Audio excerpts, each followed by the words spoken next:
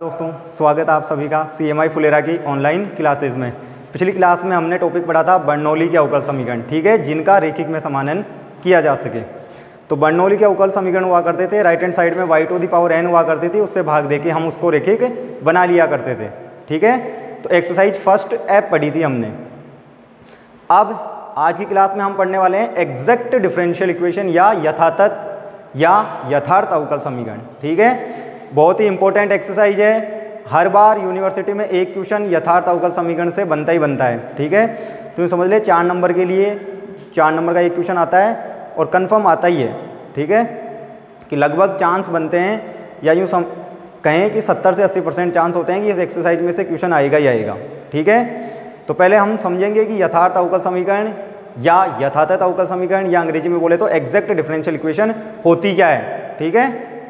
और फिर उसके बाद में उसके क्वेश्चंस, उसको जो भी सोल्व करने के तरीके हैं उनसे।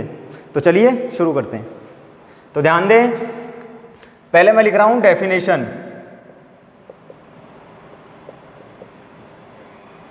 ठीक है, परिभाषा या डेफिनेशन कि अवकल समीकरण, ठीक है, कौन से अवकल समीकरण? अवकल समीकरण m/dx + n/dy बराबर 0, ठीक है, या इसी को हम यूं भी बोल देते हैं m/n dx + dy, ठीक है, या इस फॉर्म में भी लिख देते हैं, देखो इस फॉर्म में m/n dx + dy, ठीक है। एक यथार्थ अवकल समीकरण कहलाती है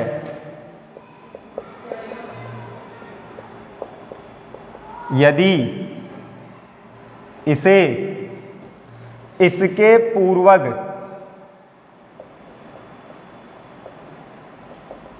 या प्रिमिटिव, यदि इसे इसके पूर्वक से बिना किसी अन्य प्रक्रिया, इसे बोल सकते हैं हम विलोपन आदि क्रिया, यदि इसको इसके पूर्वक से बिना किसी अन्य प्रक्रिया केवल सीधे अवकलन द्वारा प्राप्त किया जा सके, ठीक है।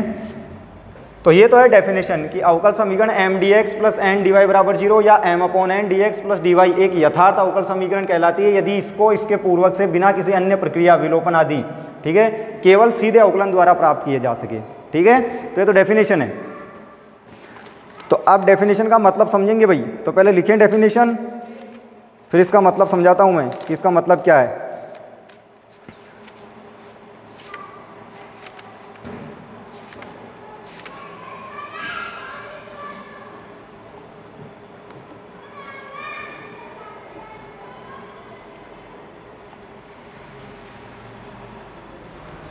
ठीक है, तो देखो ये अवकल समीकरण है, अब मतलब समझेंगे इसका, ठीक है।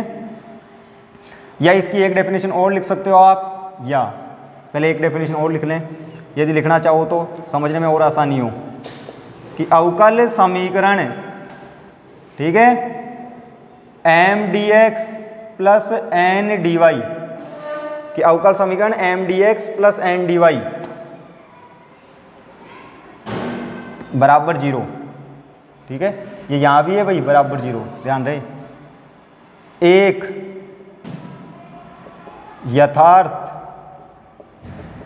अवकल समीकरण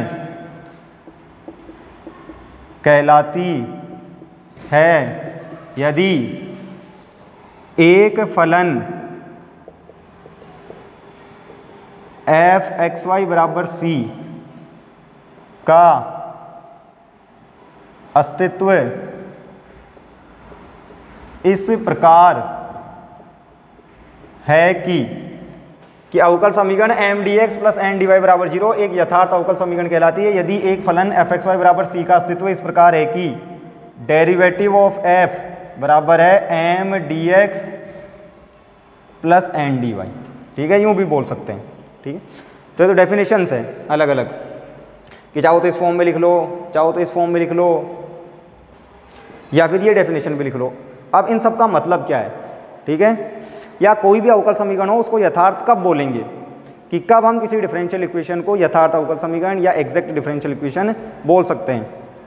इंग्लिश में लिखना चाहें तो इंग्लिश वाले लिख सकते हैं the differential equation M D x plus N D Y बराबर 0, the differential equation M D x plus N D Y बराबर 0 is called exact differential equation if there exists a function fxy equals to c such that derivative of f equals to mdx plus ndy.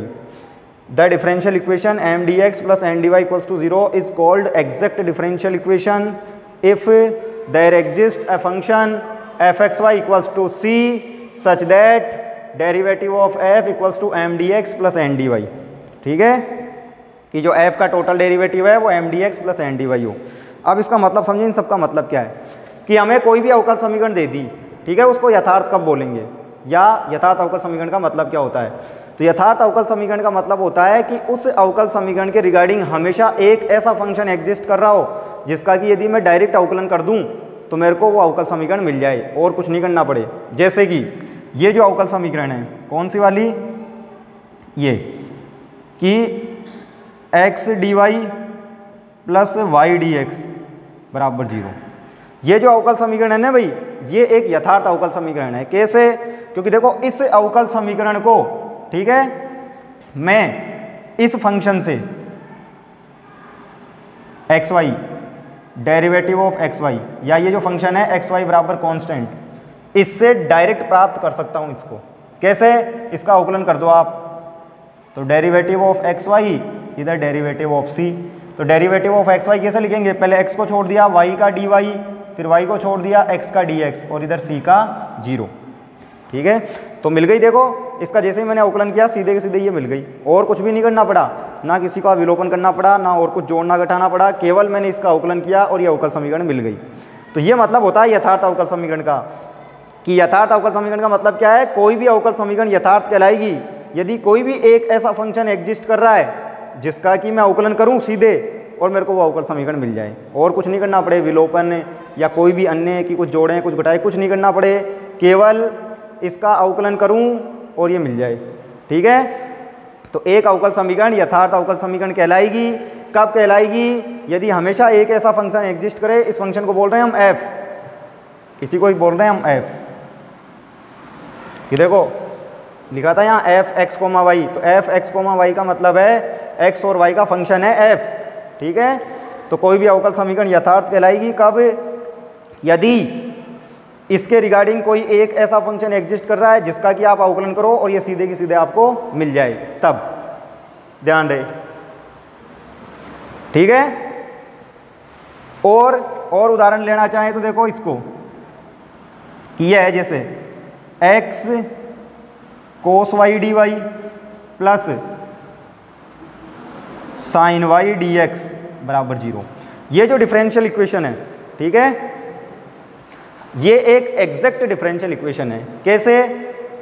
कि इसके regarding भी मेरे पास में एक function है, कौन सा फंक्शन? कि sine X sine Y equals to कोई कांस्टेंट। इस फंक्शन का आप डेरिवेटिव करो, ये मिल जाएगी आपको डायरेक्ट।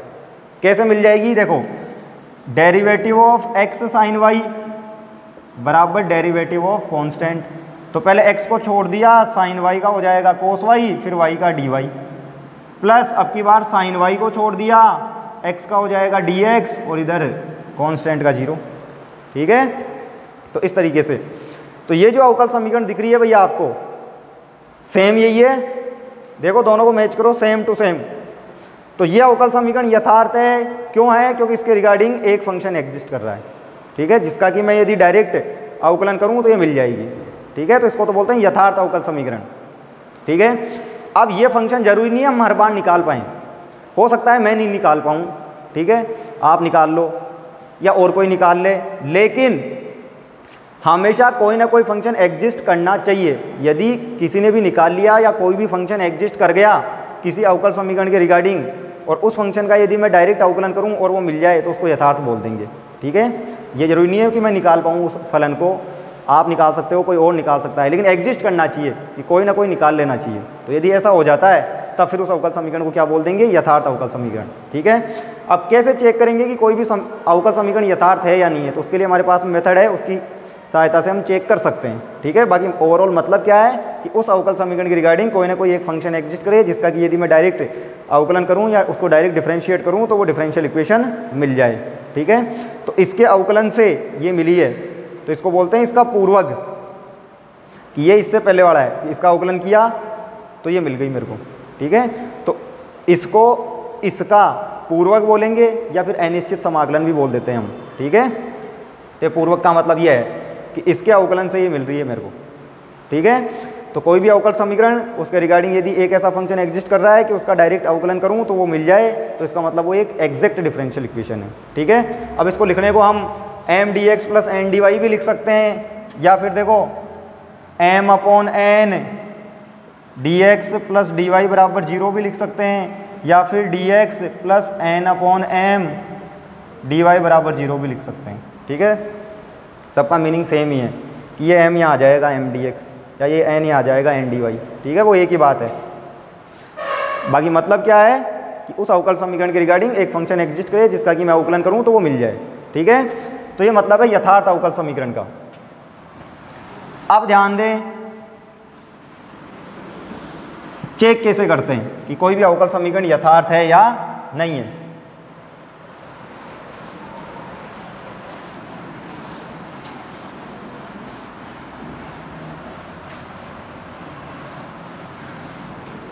तो देखो अब टॉपिक है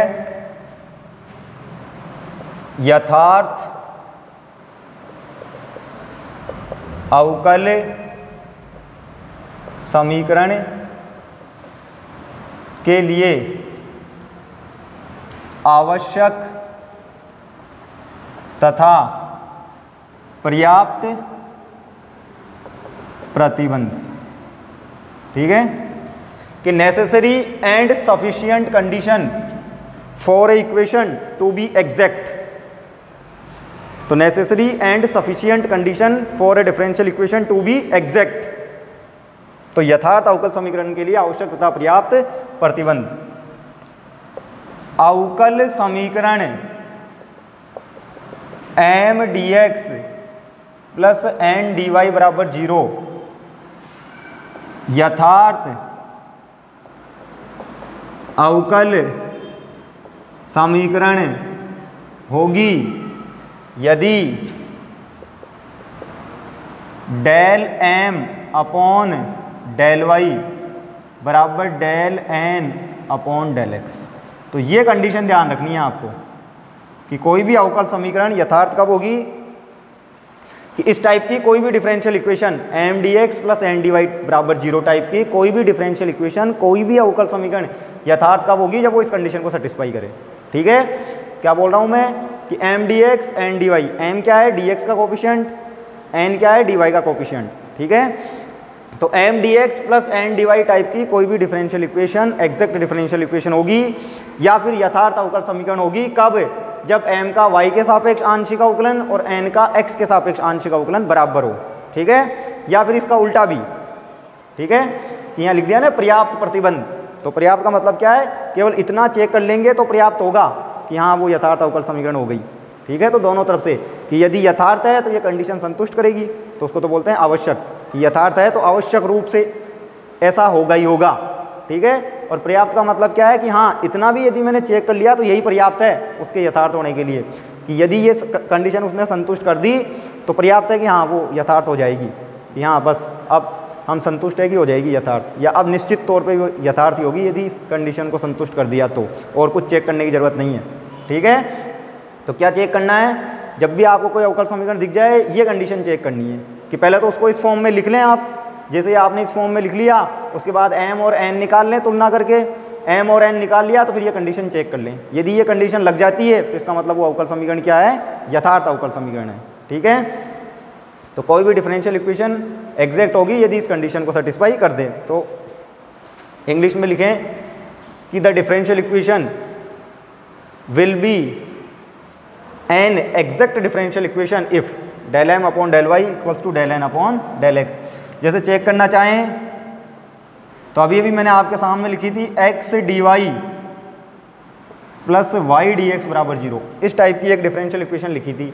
ठीक है, तो देखो ये यथार्थ कब होगी, यहाँ पे यदि आप तुलना करो किससे, m dx plus n dy बराबर 0 से, यदि आप तुलना करते हो, तुलना करने पर तो आप पाओगे m की जगह तो x और n की जगह y।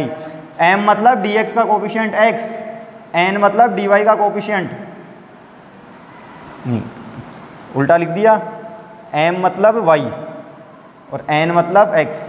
ठीक है, कि m का मतलब क्या है, dx का कोफिशिएंट, तो dx का कोफिशिएंट y। ठीक है, और dy का कोफिशिएंट n, तो dy का कोफिशिएंट n जो कि x है। तो ध्यान रहे m का मतलब है dx का कोफिशिएंट, तो dx का कोफिशिएंट है y, और n मतलब है dy का कोफिशिएंट, तो dy का कोफिशिएंट है x। ठीक है, तो करते हैं देखिए चेक, तो del m upon del y निकालना पड़ता है। देखो del m upon del y, तो ये रहा m, इसका y के सापेक्ष आंशिक अवकलन करो भाई 1, यहाँ del n upon del x, तो del n upon del x, तो n का x के सापेक्ष करो, x का x के सापेक्ष 1, और अब देख लो अतः बराबर है क्या, 1 बराबर 1 तो होता ही है भाई, है बराबर। तो देखें del m upon del y और del n upon del x क्या है, बराबर है, 1 बराबर 1।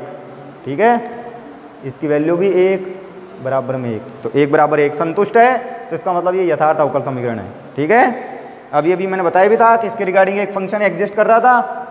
कौन सा फंक्शन था भाई, वो इसके रिगार्डिंग एग्जिस्ट कर रहा था ना एक फंक्शन एक्स वाई बराबर सी, जिसको यदि मैं डायरेक्ट डिफरेंशिएट करूं तो ये मिल जाएगी। एक और दूसरा एग्जांपल लिखा था मैंने, क्या था, X cos Y D Y plus sine Y D X बराबर 0। वापस से इसकी तुलना करो, M D X and D Y बराबर 0 से करने पर, तो m की जगह तो क्या दिखेगा, m मतलब dx का गुणांक, तो dx का गुणांक साइन y, n मतलब dy का गुणांक, तो dy का गुणांक x कोस y, तो m मतलब dx का गुणांक, तो dx का गुणांक साइन y, dy का गुणांक n, तो dy का गुणांक x कोस y। ठीक है, इस तरीके से भाई। तो अब देखें, करो यहाँ पे अवकलन del m, ध्यान रहे del m upon del y, m का y के सापेक्ष करते हैं तो साइन y का अवकलन कोस y। ठीक है, del n upon del x, तो n का x के सापेक्ष करते हैं तो आंशिक कर रहे हैं भाई, ध्यान रहे आंशिक, तो आंशिक में यदि x के सापेक्ष कर रहे हो तो y को क्या कर देते हैं, कांस्टेंट। तो यहाँ देखो x के सापेक्ष कर रहे हैं तो ये कोस y तो कांस्टेंट, x का x के सापेक्ष 1। ठीक है, तो वापस से आप देखो तो इसका मान भी कोस y, इसका मान भी कोस y, कि x के सापेक्ष किया नहीं यहाँ, तो x का 1 हो गया, कोस y कांस्टेंट। तो कुल मिला के यहाँ वापस से del m upon del y बराबर del n upon del x, कि कोस y इसका मान भी और इसका मान भी कोस y, तो ये संतुष्ट है फिर से यहाँ पे। तो इसका मतलब ये क्या है, एग्जैक्ट डिफरेंशियल इक्वेशन। तो चेक करने का तरीका हो गया कि आवश्यक और पर्याप्त प्रतिबंध क्या है, ये del m upon del y बराबर del n upon del x। इस टाइप की कोई भी इक्वेशन एग्जैक्ट डिफरेंशियल इक्वेशन या यथार्थ अवकल समीकरण होगी कब, जब इस कंडीशन को संतुष्ट करे कि यदि यथार्थ है तो इसको संतुष्ट करेगी, और इसका उल्टा भी, यदि इसको संतुष्ट कर रही है तो इसका मतलब यथार्थ है। तो आवश्यक भी है और पर्याप्त भी है, कि इतना चेक कर लेना ही पर्याप्त है उसके यथार्थ अवकल समीकरण होने के लिए, ध्यान रहे। ठीक है, तो नोट करें फिर इससे आगे। हाँ भाई, अब ध्यान दें इसका सॉल्यूशन कैसे लिखते हैं। ठीक है, ये तो चेक करने का तरीका हुआ कि चेक कैसे करेंगे यथार्थ होगी या नहीं। अब इसका सॉल्यूशन तो देखो, तो यथार्थ अवकल समीकरण का व्यापक हल ज्ञात करना। तो general solution of N exact differential equation, तो कैसे पता करते हैं। ठीक है, तो मान लो ये यथार्थ अवकल समीकरण आपको दिया गया है, माना दिया गया यथार्थ अवकल समीकरण निम्न, let the given exact differential equation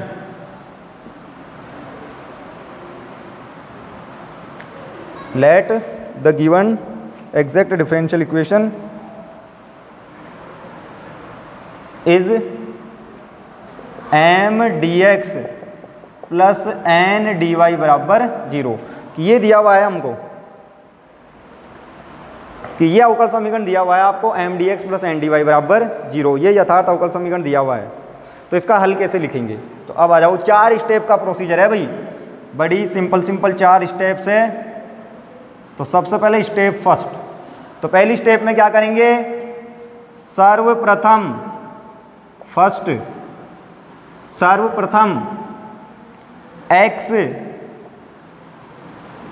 y को अचर मानकर, ठीक है, y को अचर मानकर m का x के सापेक्ष समाकलन करें। अर्थात तो फर्स्ट फाइंड u, तो सबसे पहले आपको u पता करना है। अब u होता क्या है, m का x के सापेक्ष समाकलन, और y को क्या ले लिया है हमने, कांस्टेंट, कोई संख्या, ध्यान रहे। तो y को कांस्टेंट, ठीक है, तो y को कोई कांस्टेंट मान के m dx पता करना है आपको, मतलब m का x के सापेक्ष समाकलन करना है। तो स्टेप फर्स्ट में क्या करेंगे, we will find u equals to m dx taking y as a constant. ठीक है, तो find u equals to m dx taking y as a constant. तो सबसे पहले हम क्या पता करेंगे भाई, पहली स्टेप में हम u पता करेंगे। अब ये u x, y, तो इसका मतलब है u x और y का फंक्शन आएगा कि ये जो u का मान होगा ना वो x y के पदों में आएगा कुछ। तो सबसे पहले आपको u पता करना है, m का x के सापेक्ष समाकलन करके y को क्या ले लेंगे, कांस्टेंट। तो y कांस्टेंट है भाई यहाँ पर, ध्यान रहे। ठीक है, केवल x का समाकलन करेंगे y को कांस्टेंट मानते हुए। स्टेप 2, अब जो दूसरी स्टेप है उसमें क्या करेंगे, दूसरी स्टेप में आप पता करेंगे del u upon del y। तो find del u upon del y, तो u का y के सापेक्ष आंशिक अवकलन ज्ञात करेंगे। ठीक है, तो स्टेप 2 में क्या करेंगे, u का y के सापेक्ष आंशिक अवकलन, तो del u upon del y पता करेंगे स्टेप 2 में। क्लियर। और ये जैसे ही आ जाए उसके बाद स्टेप 3, तो स्टेप 3 में क्या करेंगे, अब n minus del u upon del y ज्ञात करें। तो find n minus del u upon del y, कि मतलब जो आपको स्टेप 2 में मिला था ना भाई del u upon del y, ये निकाल चुके हैं आप स्टेप 2 में, इसको n में से घटा देंगे, सब्ट्रैक्ट कर देंगे n में से, फिर ये जो भी वैल्यू आएगी वो केवल और केवल एक y का फंक्शन आएगा, कि जो आपके पास में del u upon del y है ना भाई, इसको जब आप n में से घटाओगे तो ये केवल और केवल y का फंक्शन आएगा एक। ठीक है, तो ये पता कर लेंगे हम, जो भी इसकी वैल्यू आएगी, y square, y cube, y पे पावर 4, जो भी साइन y। ठीक है, तो n minus del u upon del y ज्ञात करें। उसके पश्चात इसी स्टेप में, उसके पश्चात vy ये पता करेंगे हम vy। तो vy क्या होता है, integral n minus del U upon del Y D Y, ये पता करेंगे फिर। तो स्टेप 3 में दो काम करेंगे कि पहले तो n minus del U upon del Y पता कर लेंगे, जो कि केवल और केवल y का फंक्शन आएगा, और उसके बाद में फिर इसका समाकलन कर लेंगे y के सापेक्ष, और उसको क्या नाम दे देंगे v, तो v पता कर लेंगे, ठीक है। और अंतिम स्टेप जो कि स्टेप 4 है, क्या इसमें हम इसका जनरल सॉल्यूशन या व्यापक हल लिख देंगे। तो जनरल सॉल्यूशन किस तरीके से लिखा जाएगा, u प्लस v बराबर कांस्टेंट, तो ये इसका व्यापक हल हो जाएगा u प्लस वी बराबर कांस्टेंट, ठीक है, ध्यान रहे। तो u प्लस वी बराबर कांस्टेंट। तो ये 4 स्टेप का प्रोसीजर है, 4 छोटी छोटी स्टेप्स है, तो अभी की अभी याद भी कर लेनी है। तो पहली स्टेप में क्या करेंगे, m का x के सापेक्ष समाकलन y को अचर मानते हुए उसको u बोल देंगे। दूसरी स्टेप में उसी u का y के सापेक्ष आंशिक अवकलन। तीसरी स्टेप में उस u को n में से घटाएंगे पहले, तो n minus del U upon del Y, और फिर उसका समाकलन कर देंगे और उसको नाम देंगे v, ठीक है। और जैसे ही v आ गया, u हमने पहली स्टेप में ही निकाल लिया था, दोनों को जोड़ देंगे तो u प्लस वी बराबर कॉन्स्टेंट, ये इसका व्यापक हल हो जाएगा, ठीक है। तो सिंपल सा प्रोसीजर है, बस ये 4 स्टेप है, चारों ध्यान रखें।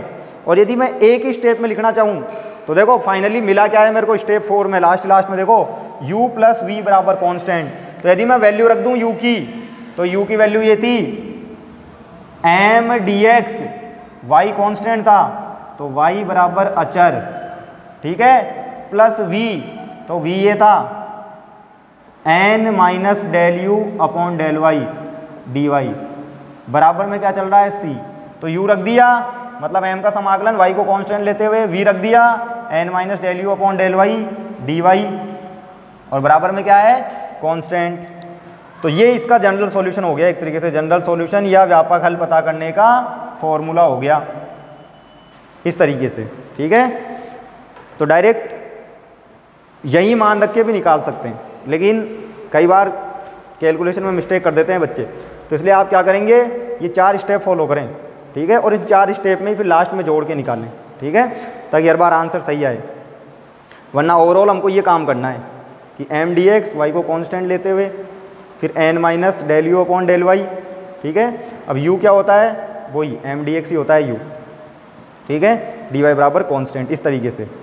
तो आप तो यूँ ध्यान रखें, इस पर ना जाएं, ये 4 स्टेप ध्यान रखें और इन्हीं 4 स्टेप की हेल्प से निकालना है, ताकि तरीके से काम हो और आंसर बिल्कुल सही आए, ठीक है। तो 4 स्टेप का प्रोसीजर है, नोट कर लें एक बार।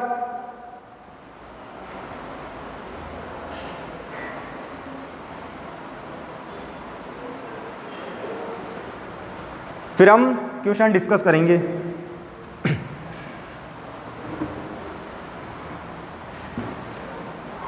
तो ध्यान रहे, यही मेथड ध्यान रखना है आपको, जो मैं सिखा रहा हूँ वही, इससे आंसर निकालोगे हमेशा सही आएगा, और किसी मेथड से करोगे तो फिर अपनी रिस्क पे करोगे, ठीक है। अभी मैं बता रहा हूँ तो इसी मेथड से करने, हर एक क्वेश्चन का आंसर मैच करेगा, बाकी इसको सोल्व करने के और भी मेथड होते हैं, तो आप केवल इसी मेथड से ध्यान रखें। या फिर आपको कोई आता हो तो फिर आपको उस पर श्योरिटी होनी चाहिए कि हाँ मेरा आंसर सही आएगा इस पर, वरना इसे ध्यान रखें, इससे आपका हमेशा सही आएगा।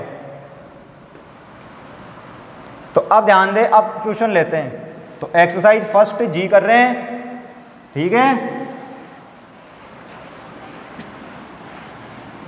और उसका पहला ही क्वेश्चन ले लेते हैं।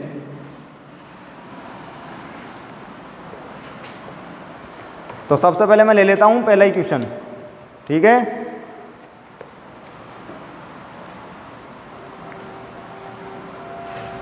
तो क्वेश्चन नंबर 1 यह है x dx plus y dy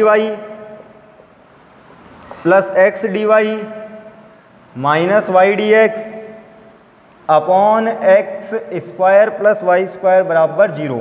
पहले पूछा हुआ भी है, तो क्वेश्चन है x dx y dy plus x dy minus y dx upon x square plus Y square बराबर 0। तो पहले पूछा हुआ भी है कब, जोधपुर 2000 में, ठीक है। तो पहले आया हुआ है जोधपुर यूनिवर्सिटी में। तो मैंने आपको पहले ही बता दिया कि पहले आप इसको M D x plus N D Y बराबर 0 की फॉर्म में लिखेंगे भाई। तो देखें इधर, मतलब कि डी एक्स के गुणांक एक जगह करें और डी वाई के गुणांक एक जगह करें।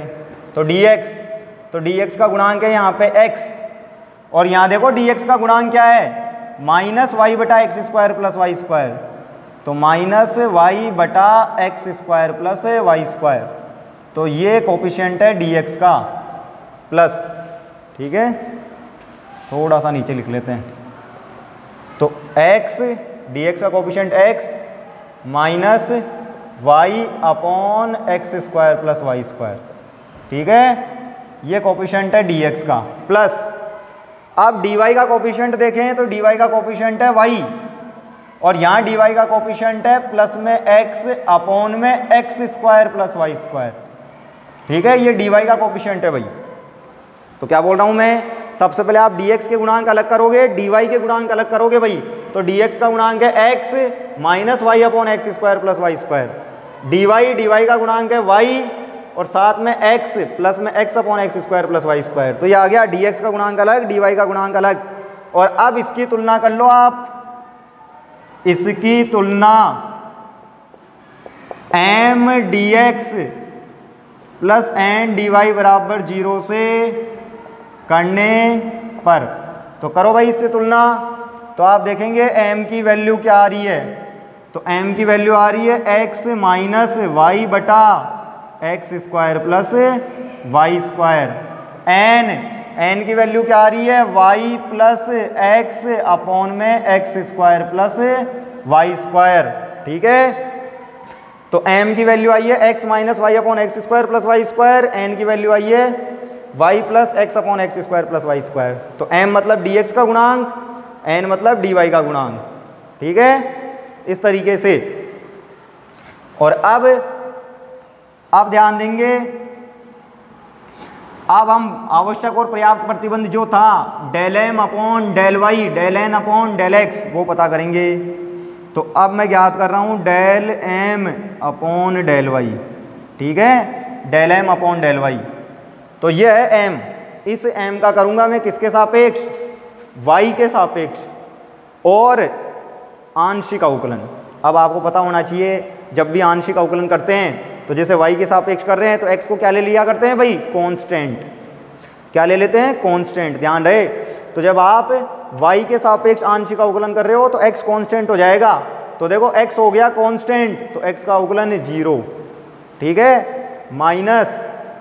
अब आ जाओ यहाँ पे, इसमें तो ऊपर भी y है नीचे भी y है, तो u अपॉन v से, ठीक है। और u अपॉन v का सूत्र क्या है, u अपॉन v का सूत्र है कि पहले v ऐसे कैसे, u का अवकलन है,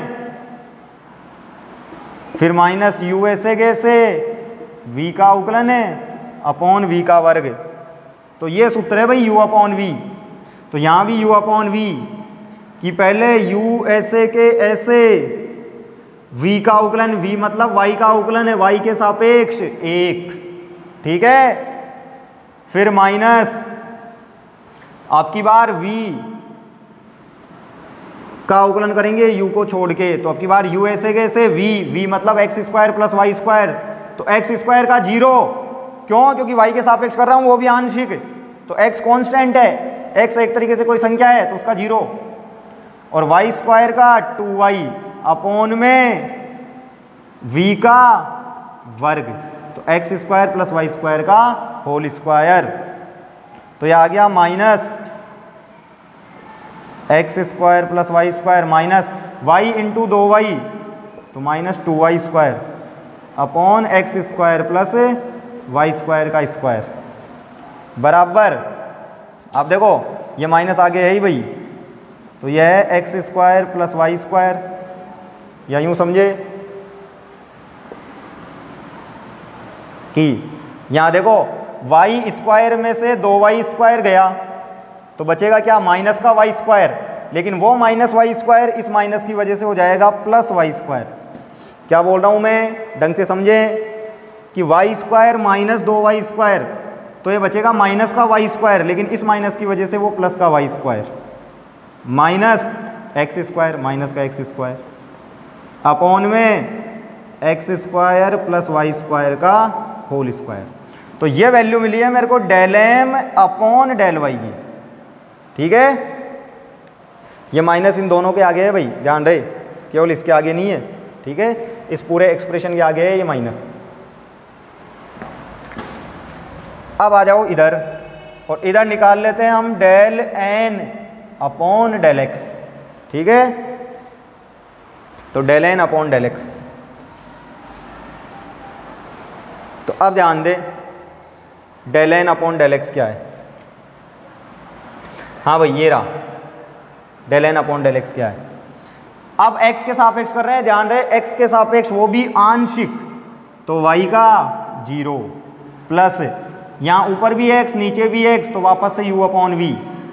तो पहले v ऐसे के ऐसे, अवकलन u का, u मतलब x का अवकलन x के सापेक्ष 1 माइनस, अब की बार x ऐसे के ऐसे, x square plus Y square, तो एक्स स्क्वायर का अवकलन 2x, वाई स्क्वायर का 0 upon x square plus Y square का होल स्क्वायर, ठीक है।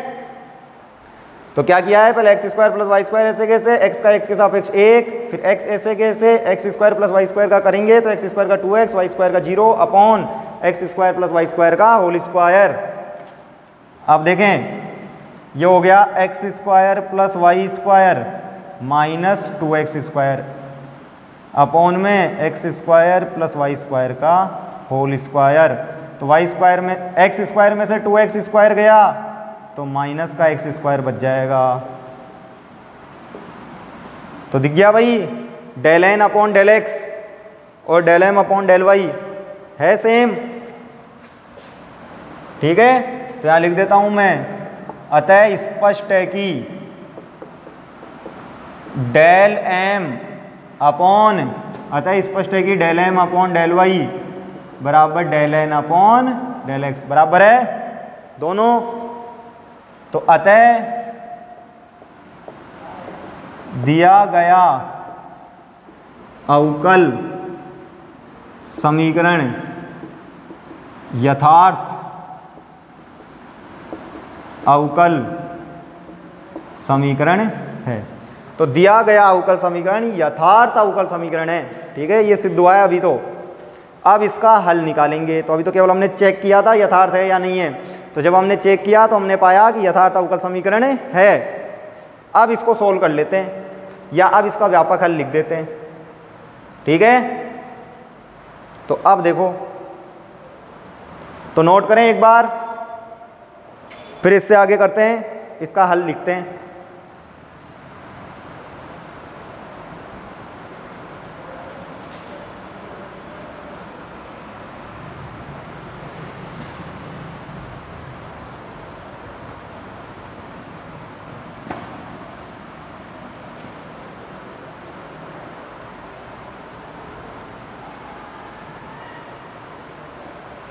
तो अब देखें भाई, अब इसका हल लिख रहे हैं हम, ठीक है।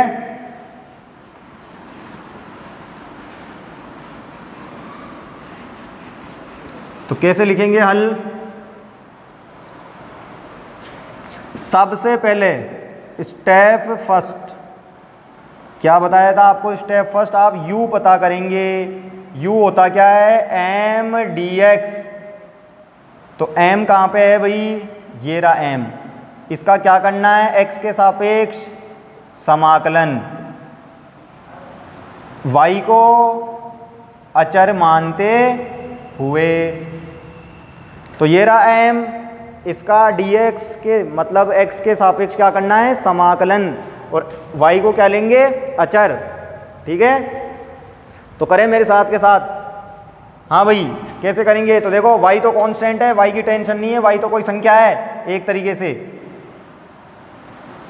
तो यहाँ देखें x का समाकलन एक्स स्क्वायर अपॉन 2, तो x का समाकलन एक्स स्क्वायर अपॉन 2। अब इस एक्सप्रेशन पे आ जाओ, इस वाले एक्सप्रेशन पे y तो कोई नंबर है, ठीक है। तो ये वाला y तो बाहर, तो माइनस में y, इस y को तो बाहर भेज दिया समाकलन से। तो ये आ गया 1 upon x square plus Y square. y तो मैं बोल रहा हूँ अचर है, कांस्टेंट है, तो एज ए नंबर कंसीडर करो इसको, तो कोई संख्या मानो, तो 1/x² प्लस a², ठीक है।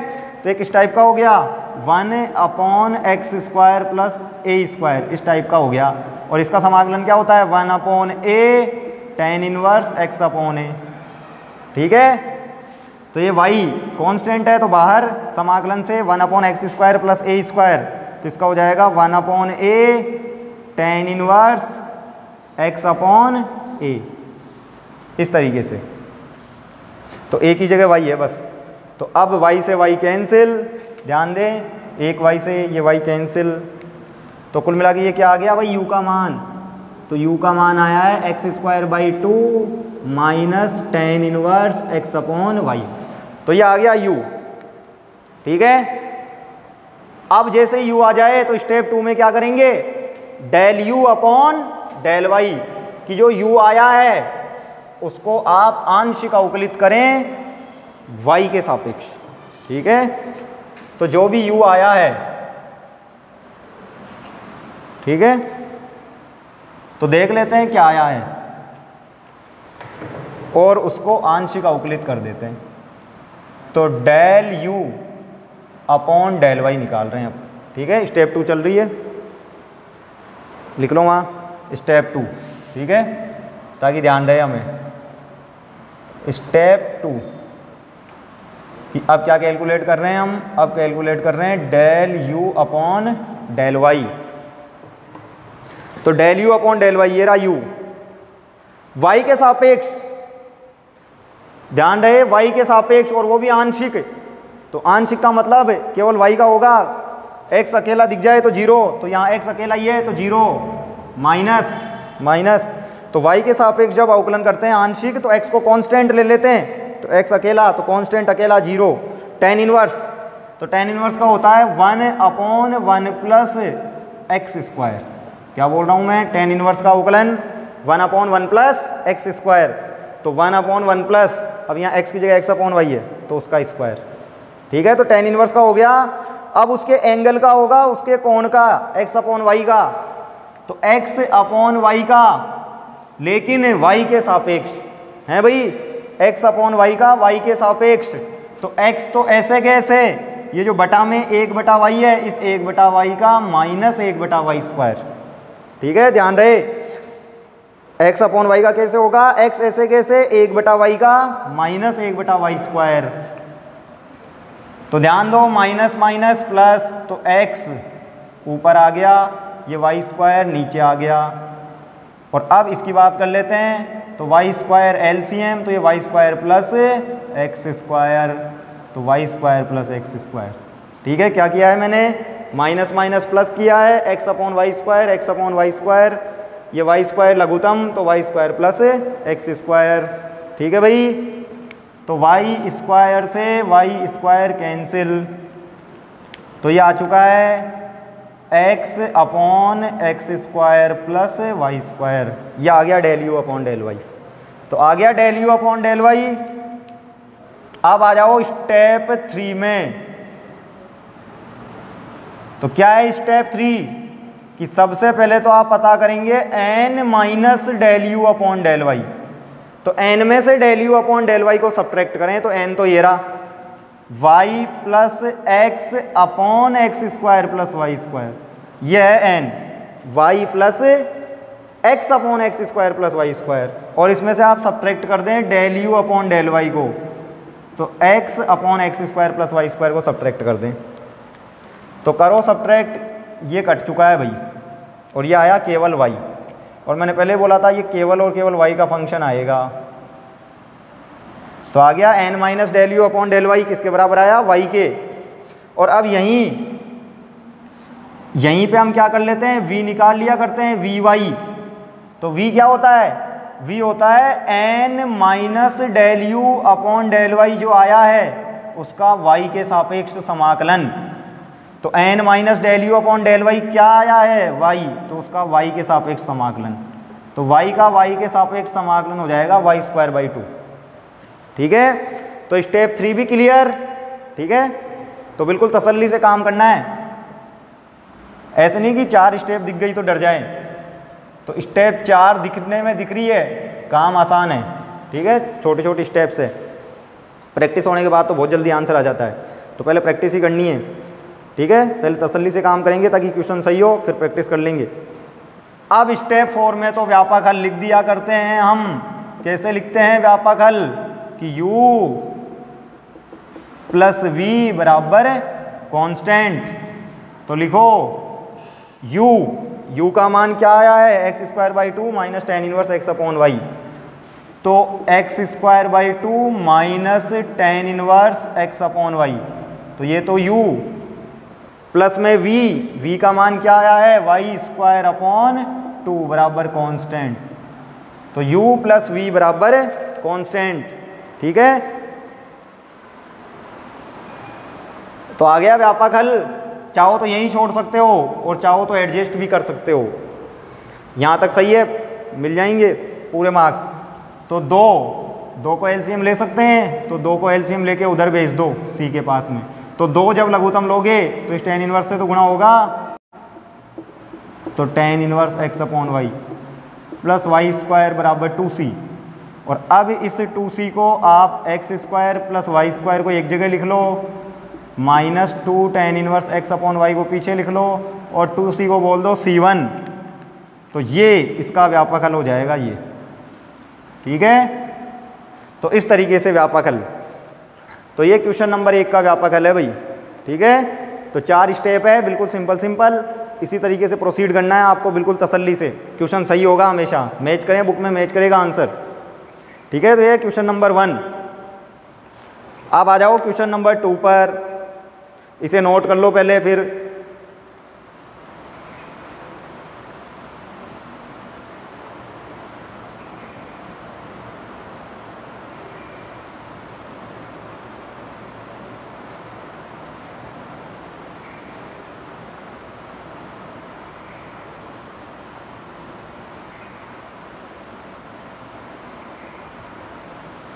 हाँ भाई, अब आ जाएं क्वेश्चन नंबर 2 पे। तो देखो क्या है क्वेश्चन नंबर 2।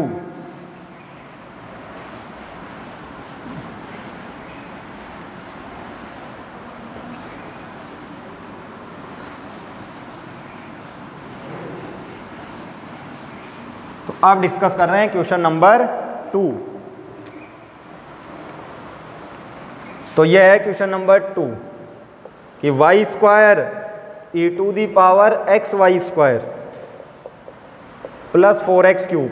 तो Y square E to the power x Y square plus 4x cube dx plus 2xy E to the power x Y square minus 3y square, ठीक है, dy बराबर 0। तो Y square E to the power x Y square plus 4x cube dx plus 2xy E to the power x Y square minus 3y square dy बराबर 0। तो check करेंगे पहले तो exact है या नहीं है, तो वही मानक रूप से तुलना कर लेंगे। तो इसकी तुलना m dx plus n dy बराबर 0 से करने पर, तो करो भाई इससे तुलना। तो m निकालो सबसे पहले। तो m मतलब dx का गुणांक, कोफिशिएंट dx का क्या है, y square E to the power x Y square plus 4x cube. तो ये तो m, और n भी निकाल लो साथ के साथ ही, dy का गुणांक 2xy E to the power x Y square minus 3y square, ठीक है। तो m और n, सबसे पहले आपको यही काम करना है, m और n पता करने हैं। m मतलब dx का गुणांक, n मतलब dy का गुणांक, ठीक है। तुलना करके पता कर लें। लग गया पता? अब आ जाओ यहाँ वापस। तो जैसे ही पता लगा तो अब करेंगे del m upon del y। m का y के सापेक्ष आंशिक अवकलन, आंशिक मतलब x को कांस्टेंट लेते हुए, ठीक है। तो करो m का y के सापेक्ष आंशिक अवकलन, x को कांस्टेंट मतलब एज ए नंबर कंसीडर करते हुए। तो देखो यहाँ भी y है, क्योंकि y के सापेक्ष कर रहा हूँ ना, तो यहाँ भी y है, यहाँ भी y है। तो u डॉट v, ठीक है, u डॉट v क्या है, u डॉट v दो फलन गुणा में हो तो उनका अवकलन कैसे करते हैं, पहले वाले को छोड़ दो, दूसरे वाले का कर लो। तो ई पे पावर का करेंगे तो ई पे पावर का ई पे पावर और फिर हो जाएगा पावर का। तो पावर में x तो ऐसे कैसे रहेगा, कांस्टेंट है, वाई स्क्वायर का 2y। क्या बोल रहा हूँ मैं, पहले u डॉट वी से होगा, पहले फलन को छोड़ दिया वाई स्क्वायर को, ई पे पावर का कर लिया ई पे पावर, फिर पावर का हुआ, x को छोड़ दिया वाई स्क्वायर का 2y। अब प्लस में ई पे पावर को छोड़ दो और इस वाई स्क्वायर का 2y। ठीक है, तो u डॉट वी, पहले वाई स्क्वायर को छोड़ा, ई पे पावर का ई पे पावर, फिर पावर का हुआ, x ऐसे कैसे वाई स्क्वायर का 2y, फिर प्लस में ई पे पावर को छोड़ दिया वाई स्क्वायर का 2y और 4x क्यूब का 0, क्योंकि y के सापेक्ष कर रहे हैं वो भी आंशिक, तो x अकेला दिख जाए तो 0। तो यह आ जाएगा 2x y into Y square Y cube E पे power x Y square plus 2y E पे पावर एक्स वाई स्क्वायर। तो यह आ गया del M upon del Y, तथा अब निकाल लो आप del N upon del X, ये भी निकाल लो एक बार। तो ये रहा एन, तो अब यहाँ आ जाओ, या उधर ही निकाल लें तो इधर निकाल लो del N upon del x. ठीक है, del N upon del X उसी के नीचे लिख देते हैं। तो देखो del N upon del X, अब इस एन का कर रहे हैं भाई, तो करो, x यहाँ भी है और x पावर में भी है भाई, तो इसका मतलब वापस से u डॉट v। तो पहले तो ये 2y, तो देखो 2y तो कोई कांस्टेंट है, ठीक है, तो इसको तो इसका तो करेंगे नहीं, ये 2xy दिख रहा है ना भाई, तो पहले मैंने 2xy को छोड़ दिया कि ये पहला फलन 2xy और ये e पे पावर दूसरा फंक्शन हो जाएगा। ठीक है, u डॉट v, u गुणा v, तो 2xy को u ले लो, ई पे पावर एक्स वाई स्क्वायर को v ले लो। तो 2xy को छोड़ दिया, ई पे पावर का कर रहे हैं पहले, ई पे पावर का ई पे पावर, और अब करेंगे पावर का, लेकिन अब की बार x के सापेक्ष, तो x का x के सापेक्ष 1 हो गया, वाई स्क्वायर ऐसे कैसे रह गया। ठीक है, क्या बोल रहा हूँ मैं, u गुणा v, उससे किया है भाई, ध्यान रहे, u गुणा v से। तो u गुणा v से जब किया तो पहले 2xy को छोड़ दिया, ई पे पावर का ई पे पावर, और फिर पावर में x का 1 हो गया, वाई स्क्वायर ऐसे कैसे, क्योंकि x के सापेक्ष कर रहे हैं, प्लस अब की बार ई पे पावर को छोड़ देंगे और 2xy का अवकलन करेंगे।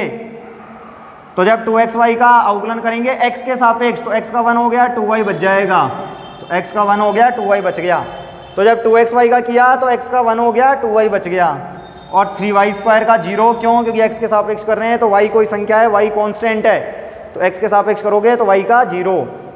अब देख लो इसका मान क्या आ रहा है, वाई स्क्वायर इंटू वाई, वापस से वाई क्यूब और ई पे power x Y square plus में 2y ई पे पावर एक्स वाई स्क्वायर। अब देखो, हाँ भाई मैच करो, del M upon del Y, ये रहा 2x वाई क्यूब ई पे power x Y square plus 2y E पे power x Y square, del N upon del X 2x Y cube E पे power x Y square plus 2y E पे power x Y square, same है दोनों के दोनों, तो ये 1 ये 2, क्लियर।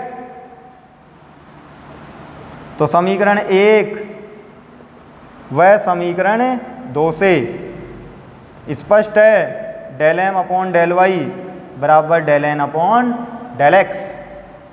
तो अतः दिया गया अवकल समीकरण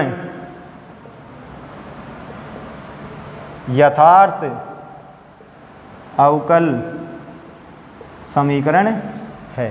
ठीक है भाई, तो दिया गया अवकल समीकरण क्या है, एक यथार्थ अवकल समीकरण या एक एग्जैक्ट डिफरेंशियल इक्वेशन है। तो therefore the given differential equation is an exact differential equation. और अब इसके सॉल्यूशन पर आ जाओ वापस से। ठीक है, अब इसका व्यापक हल निकाल लेते हैं। ठीक है, तो चलो मैं लिखा हुआ रहने देता हूं अभी। ठीक है,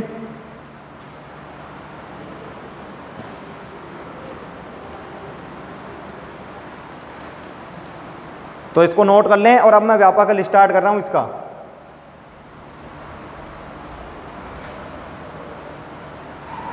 तो जल्दी से नोट करें, फिर व्यापक हल निकालेंगे।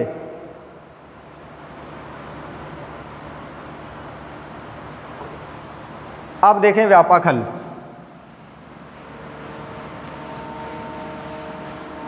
तो ये तो हमको चेक करना पड़ता है कि एग्जैक्ट है या नहीं है। और अब व्यापक हल, ठीक है। तो व्यापक हल या जनरल सॉल्यूशन में क्या करते हैं भाई, तो देखो 4 स्टेप का काम है। तो सबसे पहले स्टेप फर्स्ट हम निकालेंगे u, जो कि क्या होता है m dx, कि m का x के सापेक्ष समाकलन y को कांस्टेंट मानते हुए। तो ये रहा m, तो y स्क्वायर e पे power x y square plus 4x cube dx। तो m का x के सापेक्ष समाकलन taking y as a constant, y को अचर मानते हुए। तो करो देखो भाई समाकलन। तो देखो y तो कांस्टेंट है, कोई संख्या है भाई, तो y स्क्वायर तो बाहर चला जाएगा। e पे पावर का समाकलन होगा e पे पावर, लेकिन यदि पावर का गुणांक +1 होता तब, यदि और कुछ आ जाता है तो उस गुणांक का भाग भी लगता है। तो यहाँ x के सापेक्ष समाकलन किया था, तो x के अलावा और कुछ है क्या, y स्क्वायर है, तो उसका भाग भी लगेगा। ध्यान रहे भाई, जैसे e पे पावर 2x का समाकलन e पे पावर 2x अपॉन 2, तो x के अलावा और कुछ आ जाए, जैसे y स्क्वायर आ गया तो उसका भाग भी देते हैं, तो भाग दे दिया। प्लस 4 ऐसे कैसे, x क्यूब का x के सापेक्ष x पे पावर 4/4, अरे x पे पावर n वाले तरीके से x पे पावर 4/4, ठीक है।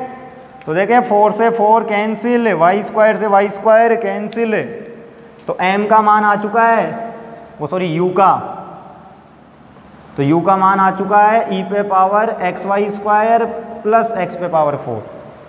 तो यह आ गया u, और जैसे ही u आ जाए तो अब करेंगे स्टेप 2।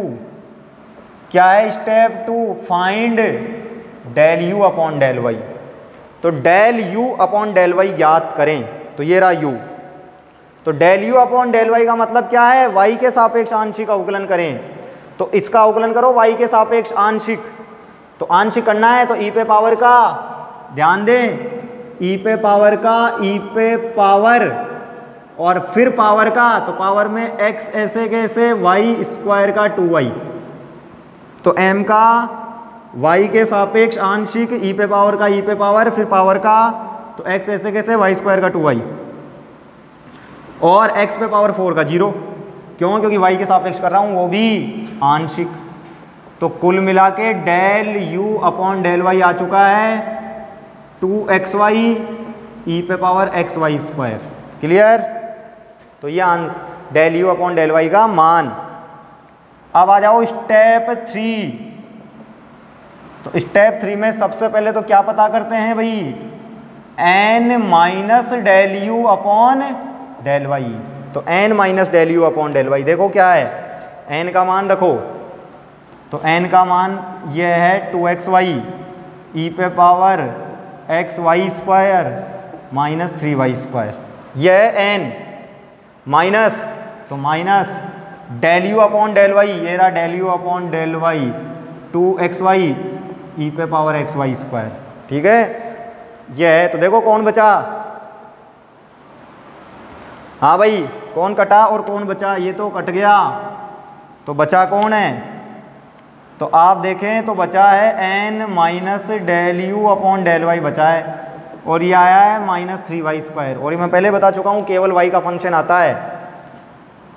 और अब क्या ज्ञात करेंगे, इसी में ही, इसी में ज्ञात करेंगे v, तो v लिख लो, जो कि केवल y का फंक्शन होगा। तो v होता क्या है, ये जो n minus del u upon del y आया है, इसी का समाकलन y के सापेक्ष। तो n minus del u upon del y का समाकलन y के सापेक्ष, तो करो, -3 तो संख्या है बाहर, y स्क्वायर का y क्यूब बटा 3, ठीक है, 3 से 3 कट गया, तो क्या आ जाएगा भाई, माइनस का y क्यूब, 3 से 3 कैंसिल, तो आ गया v। तो अब व्यापक हल भी आ जाएगा। तो क्या है व्यापक हल या जनरल सॉल्यूशन,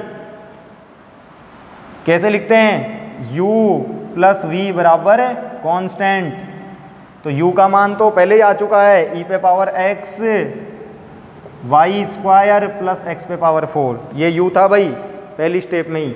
v तीसरी स्टेप में आ जाता है वाई क्यूब बराबर कांस्टेंट, तो ये व्यापक हल या जनरल सॉल्यूशन। तो सिंपल सा प्रोसीजर है, बस इसको फॉलो करोगे हमेशा आंसर मैच करेगा। तो नोट करें